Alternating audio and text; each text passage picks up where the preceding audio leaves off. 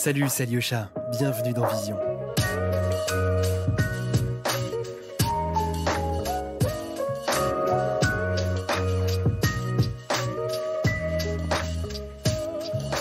Très content de vous annoncer que ce podcast a été réalisé en partenariat avec Adobe. Photographie, design, illustration, vidéo, 3D, réalité augmentée, Adobe Creative Cloud, c'est tous les outils dont vous avez besoin pour exprimer votre créativité. Vous avez un lien dans la description pour faire un essai gratuit pendant 7 jours. Merci à Adobe et c'est parti pour le podcast. Bonne écoute. La photo qu'on a choisi de décrire, Alyosha, aujourd'hui, elle s'appelle Rome Zero. Elle est en ce moment exposée au musée de la piscine à Roubaix. Et c'est une image qui est assez importante pour nous puisqu'on l'a réalisée dans un premier voyage à Rome en été 2019, à la toute fin du mois d'août. On préparait le prix Swiss Life à 4 mains et en fait on essayait de voir si le projet qu'on avait de suivre les hirondelles et d'essayer de retranscrire par la photographie leur vol était possible. Donc on était parti 2 semaines l'été et juste avant un orage, on a fait un premier grand shooting au niveau de la colline de Testaccio et on a eu énormément de couleurs différentes, avec beaucoup de nuances de gris, beaucoup de rose, des bleus, à la fois des bleus très chauds, un peu lilas, lavande, et aussi des bleus très froids, un peu turquoise, des jaunes, des dorés. Et donc ça nous a fait une première pièce très multicolore qu'on a présentée en fait au jury du prix Swiss Life et grâce à laquelle on a été lauréat. Pour la décrire un petit peu plus précisément, en fait, il s'agit d'une image qui est composée de plein d'images. Donc tout notre projet Le Bleu du Ciel, les pièces qu'on présente sont structurées autour d'une matrice, d'une grille, qui est représentée par une fine ligne noire et qui délimite des cases qui sont toutes remplies avec des photographies où généralement se trouve un oiseau, une hirondelle. L'image que l'on décrit, la Rome Zero, c'est une image qui fait presque 1 mètre carré à peu près. 1 mètre carré, 12 cases de côté, qui est ensuite enchâssée dans un bloc de plexiglas. Et à l'intérieur, on voit donc une sorte de mosaïque avec des carreaux multicolores. Et ce qui est très beau dans celui-ci par rapport à beaucoup d'autres images qu'on a réalisées, c'est que dans celle-ci, il n'y a pas un carreau de la même couleur. Il y a une sorte de dégradé qui part donc dans les gris, les tons froids, les tons chauds, et les tons clairs et les tons foncés. Alors que souvent, dans d'autres pièces qu'on présente, il y a parfois une homogénéité dans les teintes ou dans la lumière. Les cases ont été classées un petit peu par ordre de couleur. En tout cas, on a essayé de retrouver une sorte de progression. Et ensuite, les oiseaux à l'intérieur, le mouvement en tout cas, décrit plutôt une sorte d'envolée avec des rapports d'échelle assez importants. Et c'est un peu tournoyant vers le haut.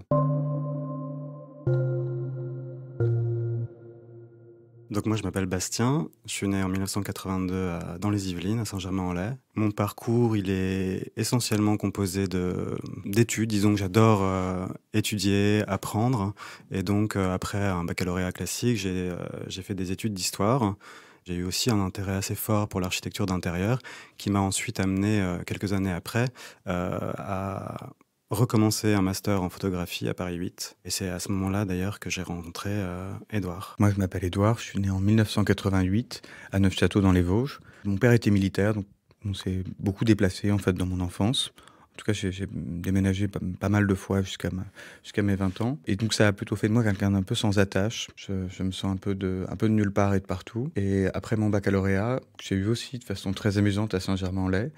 J'ai fait mes études à Paris 1, d'abord une licence en cinéma, je voulais être réalisateur. Et après, en fait, je me suis plutôt intéressé à l'art vidéo et j'ai fait un master en art et médias numériques sous la direction de Françoise Parfait. À ce moment-là, on va dire, je sais pas, le hasard des rencontres, la chance aussi, l'intérêt pour l'art vidéo et le cinéma qui était en train de décliner a basculé pour l'art contemporain et la photographie. Et je me suis rapidement retrouvé, quelques mois après mon master, à faire une première exposition, puis une deuxième. Et puis ça ne s'est pas arrêté depuis. À part l'intérêt pour la littérature, mon père est libraire et donc on a toujours été entouré de livres et donc il y avait aussi des livres, ce qu'on appelle des beaux livres à la maison, de photographie notamment. Hormis ce champ de la littérature, non. Pas trop non plus. Mes parents avaient une curiosité culturelle forcément. Je pense que mon père aimait beaucoup la musique baroque. C'était assez important la musique.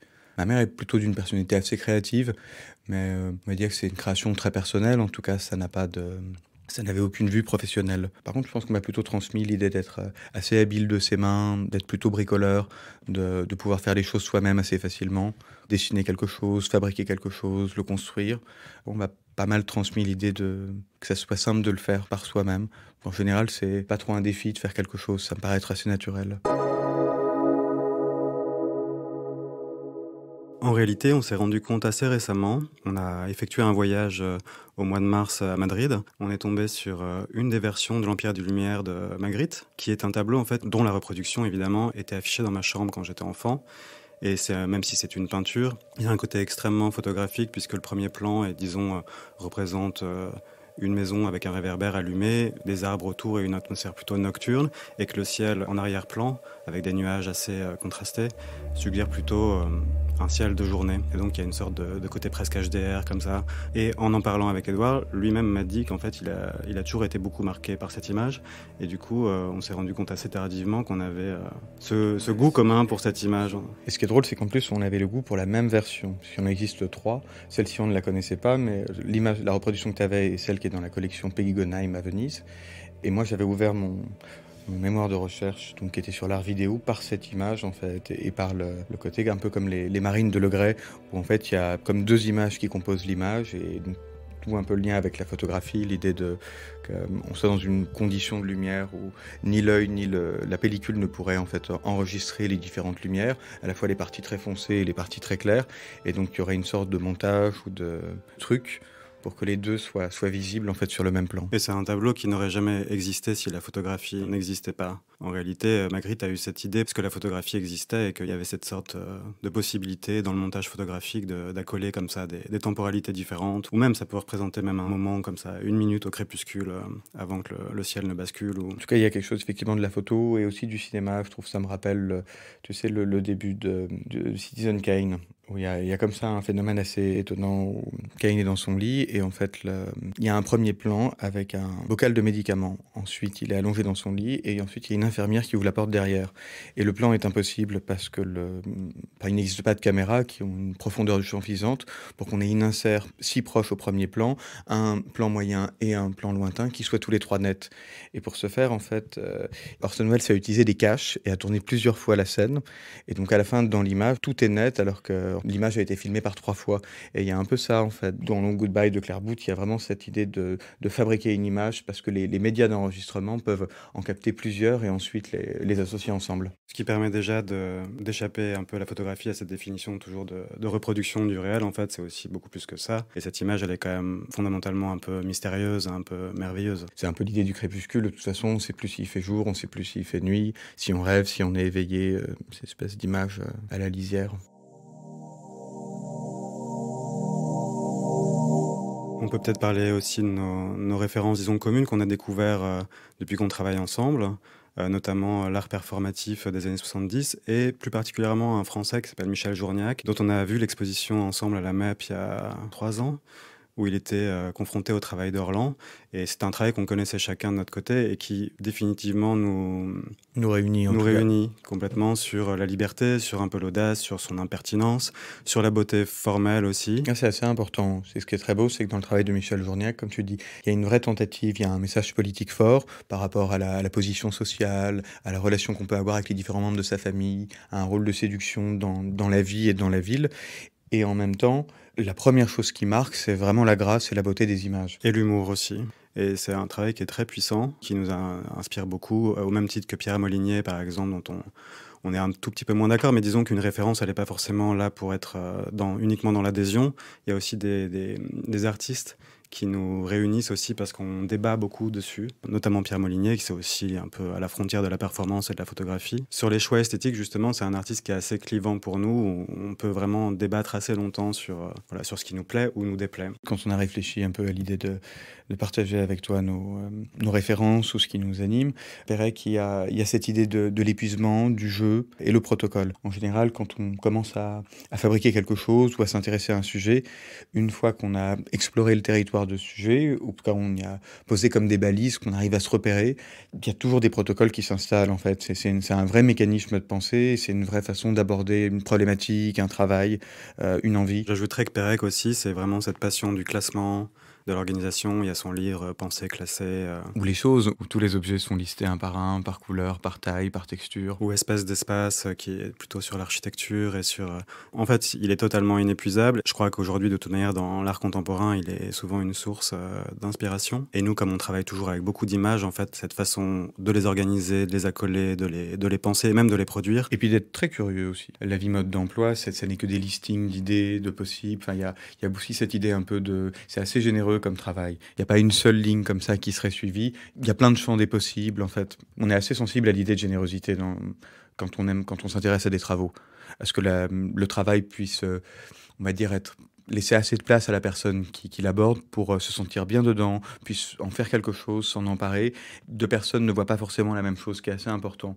Les travaux, les œuvres très fascistes qui imposent aux regardants, ou aux lecteurs, ou à la personne qui écoute une seule voix, sont souvent assez décevantes. Là, ce qui est très beau, c'est que c'est des œuvres qui sont très protéiformes, mais en fait, on peut y voir différentes choses, et quasiment chaque personne qui regarde le travail y voit autre chose. Et peut-être un dernier champ de référence qui nous anime tous les deux, c'est le cinéma français. Édouard et moi, on a plutôt des références, disons, complémentaires, et dans ce travail qu'on fait de faire découvrir à l'autre la partie du cinéma français qu'on connaît le mieux, en fait, c'est un dialogue qui est hyper riche depuis qu'on se connaît. Par exemple, en ce moment, on regarde beaucoup les films de Romer, qui étaient plutôt des films que je connaissais. Et Édouard m'a fait vraiment redécouvrir aussi Desplechin. Il y a énormément de discussions autour du cinéma. Et puis un dernier quand même aussi que je voudrais ajouter, c'est l'architecture, dans lequel moi, j'ai pas trop de formation ou peu d'idées. Mais par contre, l'idée des formes, des rythmes, elle est assez... c'est quelque chose qui nous séduit beaucoup. Et on s'est découvert une passion récente pour plutôt l'architecture des années 80.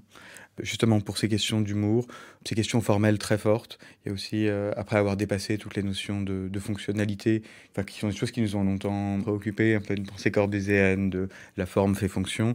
Maintenant, je pense aussi que la forme libérée de la fonction, ça nous excite pas mal.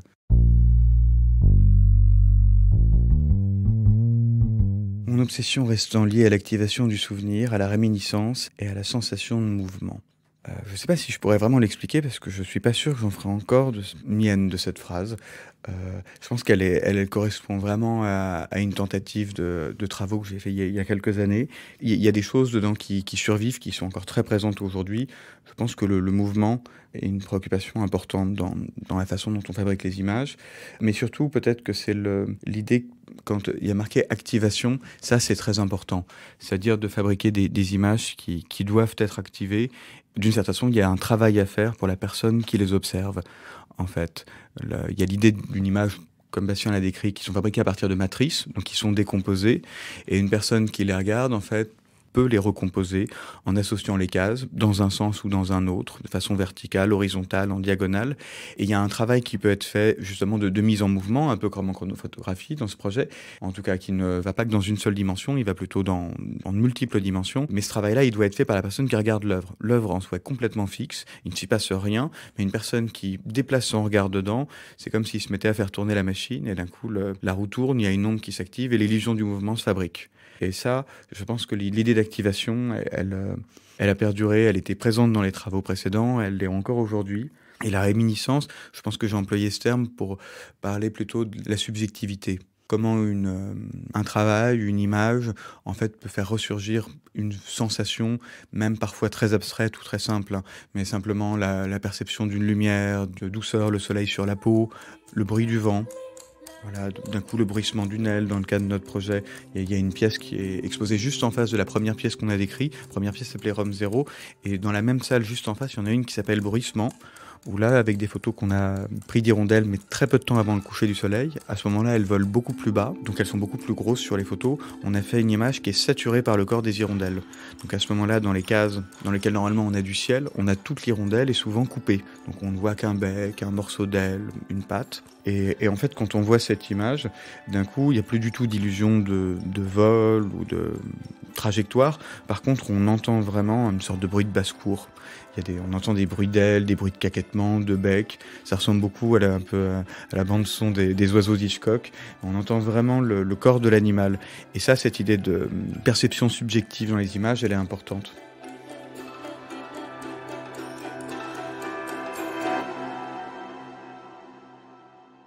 Moi, j'ai un souvenir sur l'exposition précédente d'Edouard. Je travaillais déjà avec lui, donc on a vraiment conçu l'exposition ensemble. C'était une exposition qui s'appelait La Méthode, qui était un travail assez conceptuel et formaliste autour des hommages au carré de Joseph Albers. Et donc il y avait 96 séquences qui étaient soit en palladiotype, donc en noir et blanc, soit en cyanotype, donc en bleu et blanc. Et ce qui est intéressant dans ce que tu racontes, c'est qu'effectivement, les pièces, quand on les a conçues, sont, on va dire, égales les unes aux autres. Ça serait très difficile de dire celle-ci est plus forte que celle-là. De toute façon, elles faisaient toutes la même taille et elles étaient toutes composées par les mêmes éléments. Et effectivement, une collectionneuse extrêmement chic est venue un soir, elle n'avait pas pu venir au vernissage, a écouté assez patiemment on va dire tout le propos théorique qui nous avait amené à réaliser ces 96 variations. Et à un moment donné, on a pointé une et elle a dit « Tiens, celle-là a l'air triste. » Là, on a l'impression qu'elle baisse les oreilles, elle a l'air triste, je vais la prendre.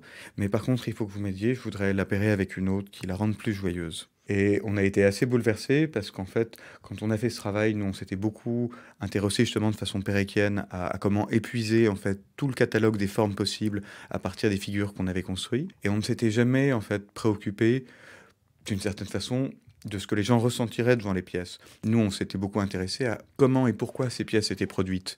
Et d'un coup, une personne vient et projette une émotion tout à fait brute. Tiens, celle-ci a l'air triste, pour un simple agencement de carré et de triangle. C'était assez en fait étonnant, plutôt inattendu. Et en fait, ça nous a ensuite complètement... on a commencé nous-mêmes à les regarder différemment, on s'est déplacé beaucoup, c'était une grande grille, et effectivement, on a commencé à en trouver des plus équilibrées que d'autres, des plus joyeuses, il y en avait même qui avaient quasiment de l'humour, d'autres pas. Enfin, c'était extrêmement étonnant, comme d'un coup, elle avait humanisé, elle avait projeté une sorte de réalité sur tout ça. Je pense que c'est ça que Edouard disait tout à l'heure, c'est puisque nous, on pense quand même laisser une certaine place aux regardeurs, dès que les gens ont des réactions inattendues, pour nous, c'est extrêmement intéressant, et on regarde ensuite toujours notre travail différemment, et en tout cas, c'est très riche. Par exemple, sur les hirondelles, il y a beaucoup de réactions, effectivement, parce que là, d'un seul coup, c'est un sujet beaucoup plus figuratif, que ça a fait appel à beaucoup de souvenirs d'enfance. En fait, tout le monde a une anecdote avec les hirondelles, souvent en plus des vacances, la maison des grands-parents, etc.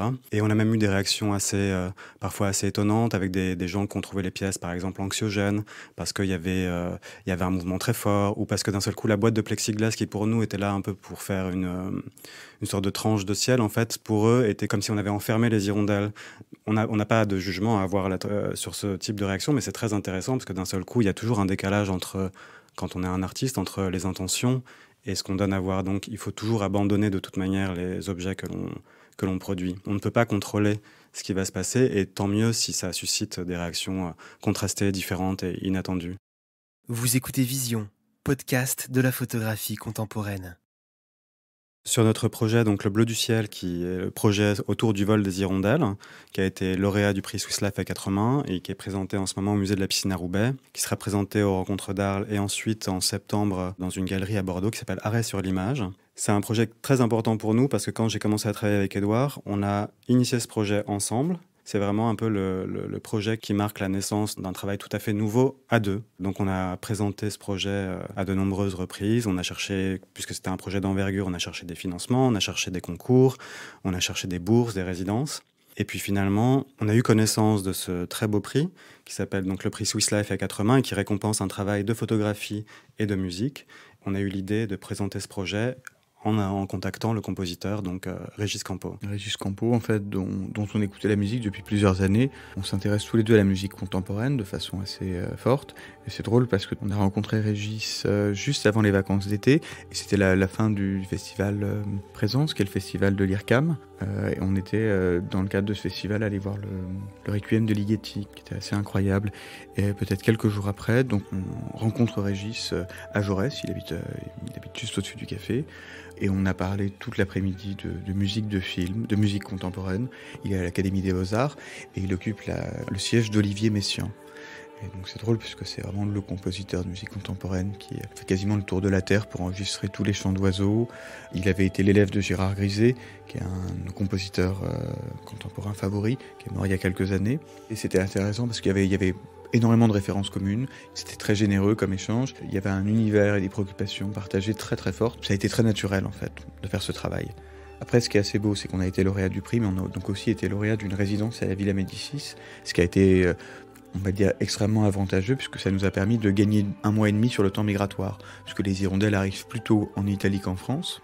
Donc en fait, on a pu commencer à prendre des photos dès le mois de mars, et il y avait une sorte de... Le confinement a tout décalé, normalement il fallait restituer les images vers le mois de juillet, et donc comme ça on gagnait du temps sur notre programme de travail, et en même temps c'était une expérience aussi assez merveilleuse d'aller à la Villa Médicis pour faire ce projet. Il y avait un peu 3 aspects qui nous ont dirigés vers ce sujet.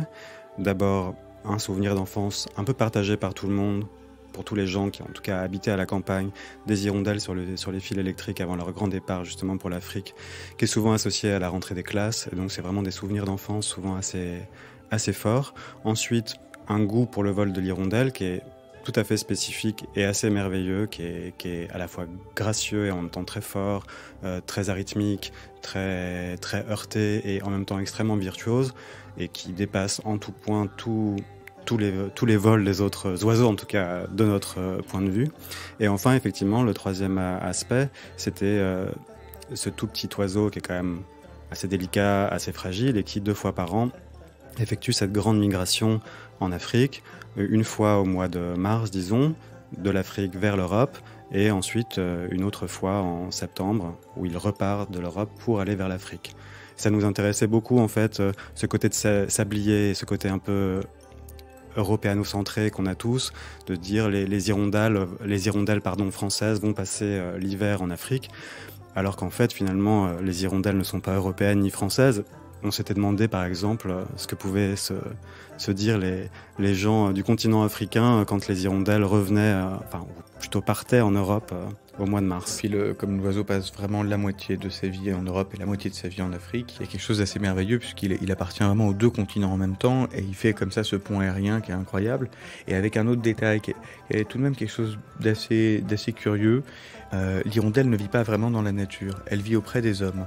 Il n'y a pas de nid dans les bois ou dans les grottes, les nids sont sur les maisons humaines, donc on peut vraiment superposer la carte, on va dire, d'habitat de l'hirondelle à la carte d'habitat de l'homme, et pour autant nous n'entretenons aucun lien avec. On ne dresse pas les hirondelles comme les pigeons, ou les paons ou les poulets, et c'est pas non plus un nuisible comme un rat ou autre qui viendrait manger nos déchets. L'hirondelle mange des insectes.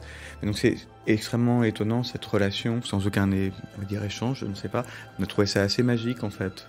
Quand on a commencé à faire ce projet, bien qu'on n'ait pas du tout voulu y donner une quelconque connotation politique, aujourd'hui on en parle moins dans la presse, ça dépend des fois, il y a eu le Covid entre-temps, mais toute la question des migrants en fait était extrêmement présente à ce moment-là, et c'était tout de même assez sensationnel de voir cet oiseau qui par 2 fois fait un pont aérien. Les lieux de passage sont les mêmes. La Méditerranée et le Sahara, justement, qui sont un peu les 2 points où d'ailleurs elle risque un peu généralement sa vie, où il y a des pertes de population. Beaucoup de petits meurent à ce moment-là, c'est un voyage assez périlleux, et comme elle passe au même endroit que les hommes, c'est-à-dire là où la mer est la plus étroite, il y avait quand même quelque chose d'assez beau de voir cet oiseau qui entretenait une sorte de chemin, de parcours, là où on interdisait aux hommes de le faire, en tout cas sans qu'on ait voulu colorer ou indiquer ça dans notre projet. Je trouve que c'était une vraie question en fait, il y avait une vraie beauté un symbole dans le fait de s'intéresser à cet oiseau.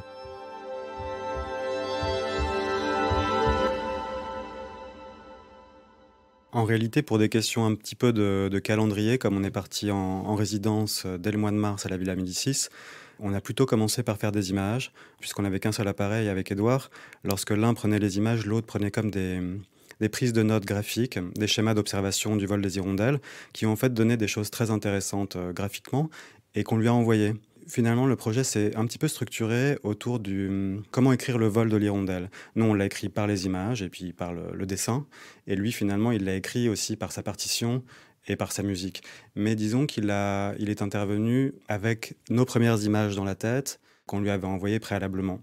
Donc nous, par exemple, lorsqu'il a enregistré, on avait déjà dû produire toutes les images, donc par exemple, il n'y a pas eu de mouvement retour. Comme tu dis, il y a une sorte d'inégalité, mais qui est liée au médium en fait, c'est que nous on a pu montrer tout un tas d'images qui étaient en cours de fabrication, qui n'étaient pas définitives, mais on pouvait montrer les images, alors que la musique, tant qu'elle n'est pas jouée, entre guillemets, elle n'existe pas. C'est pas comme dans Amadeus, en tout cas on ne peut pas regarder la partition et d'un coup la musique se joue en nous, et donc il a fallu attendre en fait que la musique soit enregistrée, et d'autant plus, comme tu disais, donc donc, en fait, Régis a choisi d'avoir une grande influence de la musique concrète sur ce travail. La musique concrète, c'est-à-dire que c'est la musique qui n'est pas écrite. D'une certaine façon, c'est pas exactement comme une improvisation. Il y a l'idée qu'à chaque fois qu'elle sera jouée, elle sera peut-être un peu différente, parce que c'est aussi une musique de l'essai. C'est une musique de la tentative. On enregistre en fait des essais et à partir de ça, on compose. Donc c'est vraiment la musique de Pierre-Henry et de Schaeffer. Et en fait, il a beaucoup fait ça. Donc il a travaillé avec des claviers assez spécifiques, plutôt des années fin 50, 60 et début 70. Et lui avait écrit en fait ses thèmes. Il y avait différents leitmotifs qui étaient préparés, qu'il a ensuite déclinés sur différents instruments, sur de la voix humaine. Et à la fin, il a agencé, il a donné forme à tout ça. Mais tout ça ne s'est fait vraiment qu'à la fin. C'était en le faisant que ça s'est construit. Ce qui était assez intéressant, c'est qu'il y avait un peu des analogies formelles justement entre notre façon de travailler, où on ne travaille jamais qu'avec une image ou qu'avec quelque chose de précis, mais où il y a vraiment cette tentative toujours de multiplier les essais, les tentatives, les protocoles. Et finalement, nous, on n'avait pas d'image préconçue avant de faire ce travail. On a vraiment toujours fait les images en fonction de ce qu'on avait comme matériel. Il faut que tu le précises parce que c'est vraiment très juste. Quand on dit qu'on a fait avec le matériel qu'on avait, c'est-à-dire qu'en fonction des photos qu'on a obtenues d'hirondelles, ça a orienté la façon dont on a construit les pièces.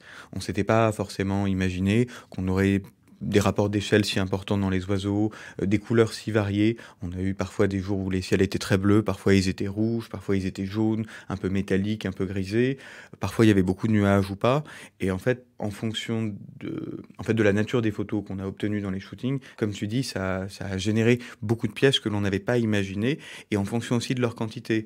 L'exemple là-dessus, quand on est revenu de la villa, on a fait une petite pièce qui a été photographiée à partir d'une colonie d'hirondelles qui vit sous l'Arc de Triomphe du carrousel du Louvre. Et à ce moment-là, les hirondelles, en fait, donc les nids sont dans les caissons du plafond, et donc on photographiait les hirondelles qui donc allaient nourrir les petits et faisaient des alternances entre le ciel où elles voyaient les insectes et le nid. Et sur les photos, très souvent, on a eu en fait les coins de l'Arc de Triomphe. Et ça, on ne se l'était pas du tout imaginé, mais donc quand on a réalisé une composition avec ce shooting, on a intégré l'architecture dedans et ça a aidé à structurer l'image. Et je pense que Régis a plutôt aussi composé de cette manière-là, sans forcément avoir une musique tout à fait conçue en amont, mais avec aussi ce qu'il a réussi à avoir comme matériel au moment de l'enregistrement, le travail qu'il a fait avec les musiciens, avec les chanteurs. Et en fonction de ce qu'il a obtenu, il a fait tout un travail ensuite de mixage, de feuilletage, de superposition de pistes. Ça, je pense que c'est quelque chose qui, dans la démarche, en tout cas, photographie et musique, était une façon de travailler un peu commune. Pour terminer, je crois que ce qui était important aussi dans ce projet, c'est que aucun des deux médiums ne devait venir accompagner l'autre. Souvent, les gens arrivent dans l'exposition et nous demandent est-ce qu'il y a un ordre, est-ce qu'une piste doit accompagner telle œuvre, etc. Nous, c'était pas du tout le projet. Il y avait vraiment une sorte de création parallèle, une indépendance des deux médiums qui ensuite doivent trouver une existence dans l'espace d'exposition et créer peut-être justement des effets inattendus. En regardant les images, on peut justement, en les activant, se fabriquer une musique intérieure, et inversement, la musique de Régis fabrique des images intérieures aussi. Et donc il y a aussi à la fois, comme tu dis, il y a une vraie égalité, et il y a aussi une forme d'autonomie. C'est-à-dire qu'on peut aussi regarder les œuvres sans écouter la musique, et ensuite écouter la musique et se remémorer les œuvres, ou inversement. Vous écoutez Vision. Suivez-nous sur Instagram pour plus de news et de photos. Sur cette idée que la photographie est une forme d'introspection, moi je trouve que justement la photographie est plutôt une façon d'être en relation aux autres, mais aussi à son environnement. On développe par exemple depuis quelque temps avec Edouard un travail de conversation photographique via l'application de messagerie Instagram. Et en réalité, la photographie n'est qu'un moyen de regarder ce qui t'entoure en fait. Pour ma part, et je pense pour Edouard aussi, elle n'est pas du tout un moyen d'exprimer quelque chose d'intérieur ou une sorte de... Elle est plutôt, tiens, regarde ce que je suis en train de voir et dis-moi ce que t'en penses. C'est plutôt une adresse à l'autre et à ce qui nous entoure. Et puis, je pense que là-dessus, je voudrais aussi rajouter quelque chose sur cette question du travail en collaboration, parce que c'est important. On nous pose très souvent la question, notamment sur ce projet, parce que c'est quand on voit le projet Le Bleu du Ciel, le fait qu'il ait été réalisé par un duo de photographes n'est pas forcément une évidence. On pourrait se dire qu'une personne seule aurait pu le faire. En tout cas, il n'est pas inscrit dans le projet qu'il faille être deux pour le faire. Je parle d'un point de vue photographique. Et c'est quelque chose qui est plutôt important dans ce qui structure notre relation aujourd'hui entre Bastien et moi. C'est l'idée qu'on travaille un peu comme une sorte de jeu avec une balle qu'on s'échangerait ou une partie d'échecs. C'est-à-dire qu'il faut que les deux jouent et il faut que les deux jouent bien pour que la partie soit belle. Au sens où en fait on fait absolument tout, tous les deux. On prend tous les deux des photographies des hirondelles, nous avons tous les deux constitué des matrices, organisé les images dedans, fait des schémas, fait des prises de notes. Et bien sûr qu'on a nos compétences ne sont pas équivalentes, mais on a essayé de construire une relation où on ne serait pas dans la complémentarité, mais plutôt dans le dialogue. Et donc quand l'un de nous, par exemple, invente quelque chose, il l'apprend à l'autre, et l'autre, il répond quelque chose en retour qui fait avancer le travail. Et c'est beaucoup plus une sorte comme ça... C'est pour ça que je prenais un peu l'idée d'une partie de ping-pong ou de tennis. C'est une sorte d'échange où à chaque fois la tentative de l'un est une adresse à l'autre qui répond par une autre tentative. Et ça, c'est assez important parce qu'on a surtout essayé de ne pas construire une relation où on serait tous les deux dans nos zones de confort et on se bornerait à faire très bien ce qu'on sait faire et on se compléterait. C'est beaucoup plus une façon aussi de se mettre en danger, d'essayer des nouvelles choses et toujours de se déplacer, d'essayer de comprendre ce que l'autre est en train de faire, ce que l'autre est en train de voir, de remettre en cause son propre point de vue pour que, d'une certaine façon, une nouvelle voie vienne qui ne serait pas on va dire la moyenne ou le point moyen entre ce que Bastien voit et ce que je vois, mais plutôt une sorte de nouvelle voie qui serait l'association de la compréhension mutuelle qu'on a eue de nos points de vue.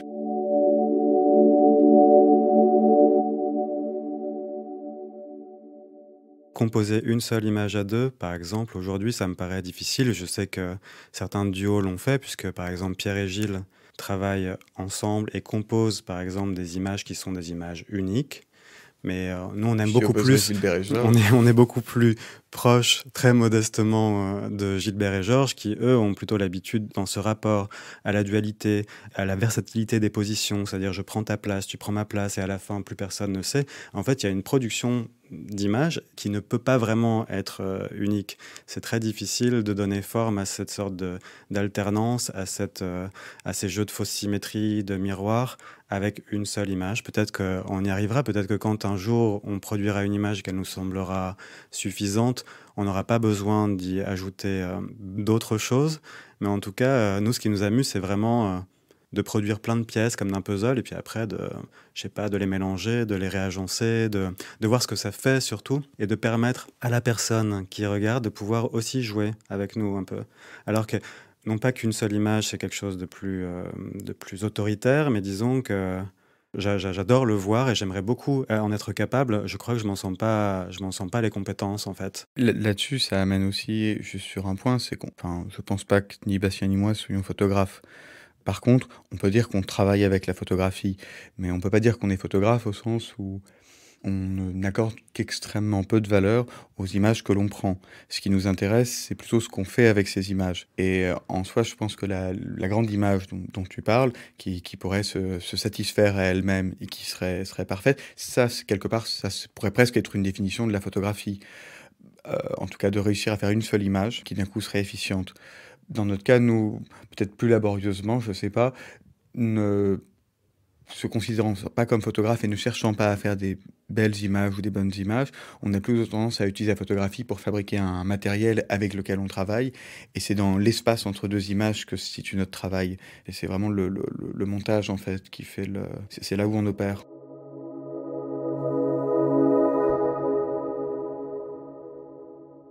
Et finalement, avec le bleu du ciel, avec le projet Autour des hirondelles, c'est la première fois où on prend nos propres images.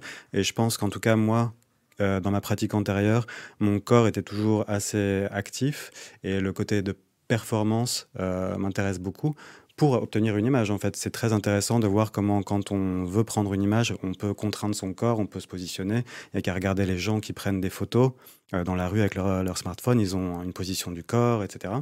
Et finalement, je crois que dans nos jeux, en tout cas en ce moment, c'est une phase où on a envie de travailler ça, de s'impliquer plus. Peut-être que ça passe pour l'instant par justement engager plus son corps dans le rapport au monde et à l'autre. Et puis parce que, comme on l'a dit tout à l'heure, on adore le travail, l'art performatif des années 70, comme Gina Pan, on a dit Michel Journiac, ou même des artistes d'Europe de l'Est qu'on aime beaucoup, qui ont été un peu redécouverts ces dernières années. Puis c'est aussi une façon on va dire, d'exprimer le duo. Parce que justement, par rapport au bleu du ciel qui aurait pu être fait que par un, ce qui est intéressant aujourd'hui dans le fait d'essayer de performer son travail, c'est de faire vivre le dialogue qu'on entretient intellectuellement ou dans la vie en général, dans les images. C'est comment mon corps répond à ton corps et inversement, et comment on peut jouer de ça en fait. Par contre, effectivement, pour l'instant, cette performance, elle n'existe que par l'image qu'elle va produire.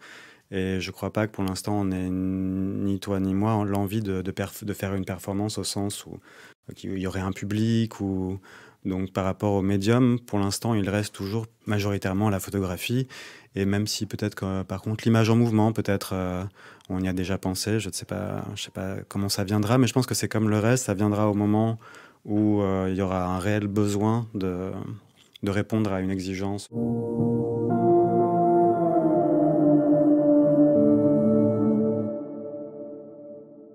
On a réalisé sur le travail d'Édouard précédent, donc sur la série Spéculaire, un premier livre avec les éditions L'Artière, et que ça a été l'occasion pour nous de découvrir vraiment le goût de développer une série ou un projet dans la forme du livre. C'est-à-dire de jamais faire du livre plutôt un catalogue de pièces et d'œuvres, mais d'utiliser vraiment le médium, livre, comme un support, comme un objet, et du coup de transformer le travail. Et ça, c'était vraiment très intéressant, et ce qu'on a essayé de faire dans celui-là aussi. Et donc, cet ouvrage, Le bleu du ciel est un Leporello, il a des faces. Il y a une première face que l'on découvre quand on ouvre le livre de droite à gauche, comme un livre normal.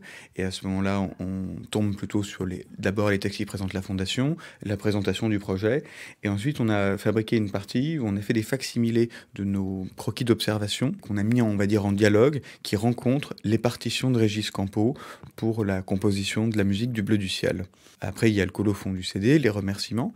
Et si on ouvre le livre dans l'autre sens, ou simplement à la fin, puisque dans les deux cas, les deux faces en fait se succèdent, de l'autre côté, on a fabriqué une seule œuvre qui se déploie, qui fait donc 6 mètres de long, sur laquelle, en fait, exactement comme nos compositions et comme nos œuvres, il y a des vignettes, en fait, des carrés qui se succèdent en haut et en bas et à gauche et à droite, dans lesquels il y a un grand vol d'hirondelles. Et ça, c'était assez intéressant pour nous d'imaginer le livre comme une œuvre, une pièce supplémentaire. Et donc, ce qui est assez beau, c'est qu'en fait, on peut feuilleter le livre et donc concentrer son regard et voir l'œuvre au fur et à mesure, ou on peut aussi déployer le livre d'un coup et découvrir la grande œuvre qui fait donc... Je crois que c'est 32 cm de haut par 6 mètres de long. Ce qui est merveilleux dans un projet d'édition, c'est que finalement, ça rejoint des préoccupations dont on parlait tout à l'heure sur l'objet, où finalement, là, il y a un nombre de questions qu'on est amené à se poser quand on fait un livre sur la couleur, la texture, l'épaisseur du papier, la façon d'imprimer. En fait, c'est un ensemble de questions un peu infinies qui obligent à faire des choix en permanence, avec des choix qu'on partage avec les autres autour. Et à la fin, finalement, de voir cet objet, c'est comme il y a quelque chose d'extrêmement satisfaisant. Et effectivement, en plus, c'est un objet qui est abordable, que nous, on a conçu vraiment comme une œuvre à part entière. Donc, on voulait aussi que par ce livre, quelqu'un puisse retrouver l'expérience de l'exposition, c'est-à-dire être chez soi dans son canapé, regarder une vraie œuvre photographique en pouvant écouter la musique de Régis. C'était une autre façon de décliner ce projet du bleu du ciel qui, de toute manière, a été conçu différemment selon les espaces d'exposition. Finalement, le livre est une sorte d'espace d'exposition à lui tout seul.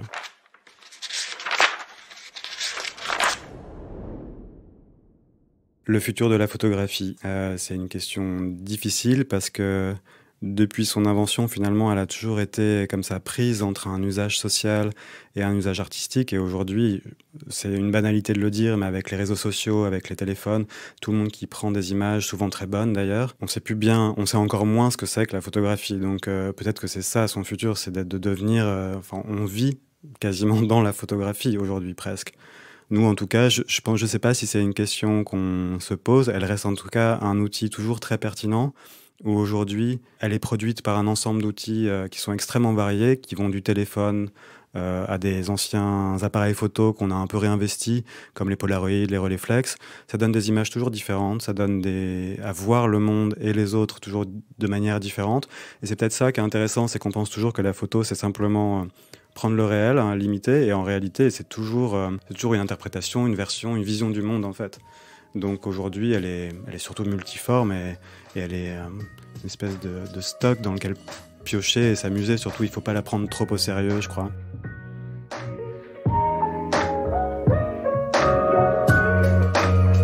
Merci d'avoir écouté Vision.